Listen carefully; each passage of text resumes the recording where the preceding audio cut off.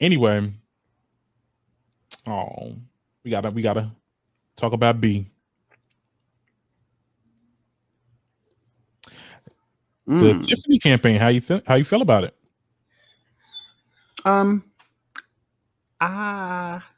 You said You know what? Mm. I don't feel any way about this. I just see this as a moment where Beyonce and Jay Z are doing what artists do, doing collaborative work with other brands. It's an endorsement they can put on a list with them as a couple. And, right. You know, diamonds are a girl's best friend. Everybody knows Tiffany and Co. They're staples in the jewelry game, regardless of their history. And I just saw it as that moment. But other than that, I didn't feel anything. It didn't make me want to rush out and get a Tiffany diamond. Yeah. Hello. I asked my mom about it. She was like, "Yeah, I got a Tiffany bracelet." I'm like, oh, "Okay, not too okay, fancy." Anyway, here's the thing. You know, I had to really do my research on this topic because I'm trying to figure out why people feel away, because I don't think that people actually are mad at Beyonce. I think people just feel away. Okay, so she's wearing this $3 million Tiffany diamond. 300 million. 300 million. What did I say? 3 million? 300 million. $300 million. Okay. And may I say she's the fourth woman and first woman of color, black woman, to wear it. Yes. The problem is this diamond was mined in a South African country at I think late 1800s. Okay. So it was during those times. And I mean, you read the article. You said, they were those people that was mining. I mean, it was brutal. Mm-hmm. So the history of this diamond, people felt a way about it, and they felt not a way. This felt weird that Beyonce was wearing it. Is it are you buying it back? Or are you going to give it back? Or what's? Well, it's an ad campaign, so she's literally just wearing it. She's just wearing picture. It. So give a little background about this diamond. It was mined in the Kimberley mines in South Africa. And with what you're referring to as far as the miners, if they didn't meet their quotas, their hands could literally get cut off or they would die. So this particular piece of jewelry is considered a blood diamond. And I guess people died mining back in those days. So I think that's where the outcry comes from. Beyonce is wearing blood diamonds after doing all of this African, inspired, music and short films and things that you would think that she'd be more aware of what she was tying herself to. But I also see it as Beyonce and Jay Z are king and queen of switching the narrative. So there's a statement that comes out saying that this is a moment where, Beyonce is taking back, those diamonds, saying they're our diamonds and we deserve to wear them, whatever. I'm sure the story will be spun in that way because that's how that machine works. And well, according to a source close to Beyonce, the singer was unaware of the diamond's controversial history and has left outrage over the fact that she was not given more information about the gem. So she feels tricked, bamboozled, swindled. I mean, look, here's the thing. Like a booby trap. Here's the thing, though. I would be upset too if I was Beyonce, because it's that's first of all, that's not common knowledge. A lot of people did their research. A lot of people, was where this diamond came from. Let's see where it came from to make sure or whatever. It's not common knowledge. Beyonce found out about it. She did all the stuff that she did for Black is King, and people were already saying negative things about Black is King when it came out, saying that it's performative and showing. Yeah, a lot. I heard a lot. I didn't agree with it, but I heard it. So it was a little bit of backlash that she got from doing it when it first came out.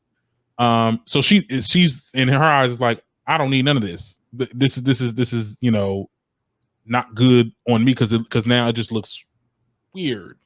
And then people was coming for Jay Z because in the pictures they had Basquiat paintings in the background or whatever, or that iconic Basquiat painting right there.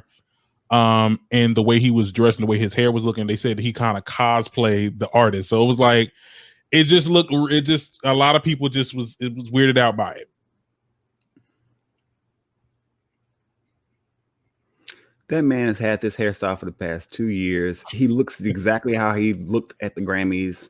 Like, he's been channeling about Scott for years now. He's spoken out about that. So it made sense for that to be, first of all, talking about how iconic it is for a Basquiat piece of work to be featured in a Tiffany ad. I feel like people are so critical about shit without having any real basis. Yeah, and they were saying about what is happening. He was controversial. Like people make controversy out of anything. This was supposed to be a cultural iconic moment to have two Black people to be the faces of Tiffany & Co.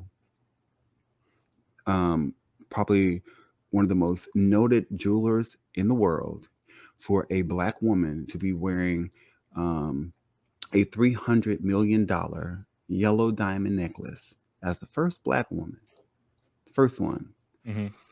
Given even with or without the history of the diamond, this is a cultural moment. This is supposed to be a win for Black people, and it's crazy because looking at the comments and by speaking out, like, we're the main ones shooting holes in the ship, and it's like, y'all, always, like, you can't expect to take over. We can't take over everything, and then like criticize each other for moving into spaces that we haven't been in before because of what happened in the past. Like, we're gonna move into these spaces, own them, and be proud of that progress, or just stay where you are. Just let us stay where we are. But people are gonna complain about everything, and it's getting kind of weird. Like working, like doing a lot of social media stuff, or like even some of the stories we've been covering, breaking the fourth wall moment here, guys. It's like most of the stories now are about complaining. It's all negative. It's nothing to celebrate. It's all. Well, didn't Mama Knowles say something? Yeah, she defended her daughter. You know, it's like, which Tina Lawson does, but it's like, y'all, this is exhausting. We're in the middle of a global pandemic. People are dying in Afghanistan, and y'all complaining about shit that you can't change. Like, yeah, come on. It's very, very low vibration, very low energy. But anyway, congratulations to Jay Z and Beyonce.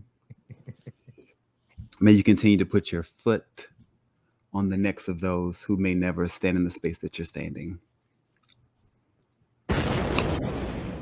To freedom. To freedom. I mean, yeah.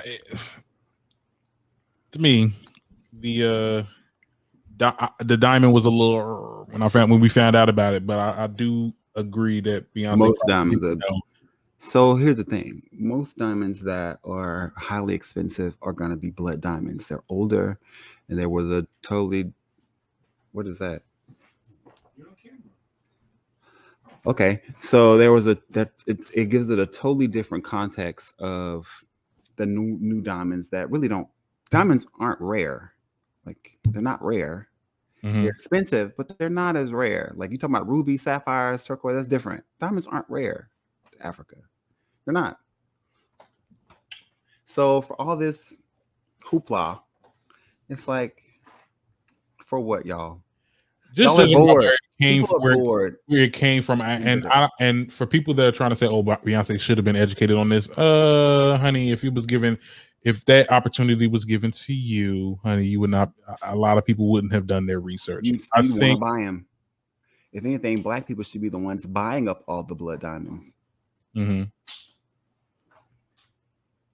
Like, and people was like, "Oh, well, she bought it. She gonna give it back? Give it back to who though? Who said she bought it? Nobody ever said she bought it. People just saying, people creating stuff in their brains and just run with it. It's a disease. Yeah. I mean, I guess, but hey. Anyway,